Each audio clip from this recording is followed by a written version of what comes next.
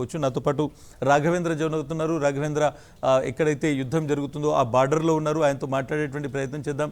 Raghavendra, long night మనం చూసుకోవచ్చు. రాత్రంతా కూడా మొత్తం బార్డరింగ్ ఏరియాలో పూర్తిగా పవర్ బ్లాక్అవుట్ ఉంది. అట్ ద సేమ్ టైం చాలా ఇంటెన్సిఫైగా షెల్లింగ్ జరుగుతుంది పాకిస్తాన్ వైపు నుంచి అనేటువంటి మాట చెప్తున్నారు.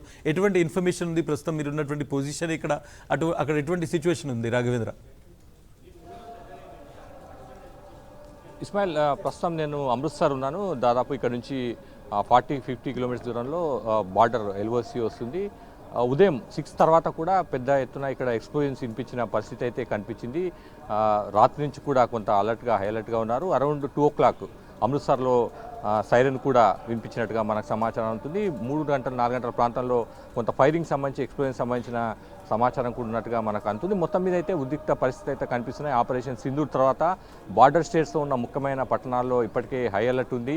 నిన్న ప్రధానంగా ఆర్మీకి సంబంధించిన కానీ ఎయిర్ ఫోర్స్ సంబంధించిన ఏవైతే ప్రధానమైన పట్టణాలు ఉన్నాయో అక్కడ బ్లాక్అవుట్ కూడా ప్రకటించారు. హై అలర్ట్ కూడా కనిపిస్తుంది. ప్రస్తుతం అయితే భారత్ దాన్ని ధీటుగా ఎదుర్కొన్నట్టుగా మనకు సమాచారం ఉంది. నైట్ 9 నుంచి కూడా పాక్ వైపు నుంచి కవింపు చర్యలు మొదలైనట్టుగా తెలుస్తుంది. దాదాపు 20 పైగా లొకేషన్స్ను పాక్ టార్గెట్ చేసినట్టుగా మనకు సమాచారం ఉంటుంది. భారత్ దాన్ని ధీటుగా ఎదుర్కొన్నట్టుగా కూడా తెలుస్తుంది. యాక్చువల్గా 7:30కి ఇండియన్ ఆర్మీ బ్రీఫ్ చేయాల్సి ఉంది. అయితే మారుతున్న పరిస్థితులు వేగంగా మారుతున్నాయి. ఈ నేపథ్యంలో 10 గంటల తర్వాత భారత ఆర్మీ ప్రకటన చేసే అవకాశం ఉన్నట్టుగా కనిపిస్తుంది. ప్రస్తుతం అయితే సరిహద్దు రాష్ట్రాల్లో హై అలర్ట్ కనిపిస్తుంది. ఎక్కడైతే బార్డర్ స్టేట్స్ డిస్ట్రిక్ట్స్ ఉన్నాయో వాటన్నిటి కూడా కొంత వెకేట్ చేయాలని లోకల్ అథారిటీస్ పబ్లిక్కి చెప్పినట్టుగా తెలుస్తుంది. వాళ్ళని సేఫ్ ప్లేస్కు కూడా తరలిస్తున్నట్టుగా తెలుస్తుంది. కొంత టెన్షన్ వాతావరణం అయితే ప్రస్తుతం అయితే మనకు కనిపిస్తుంది. ఇస్మాయిల్.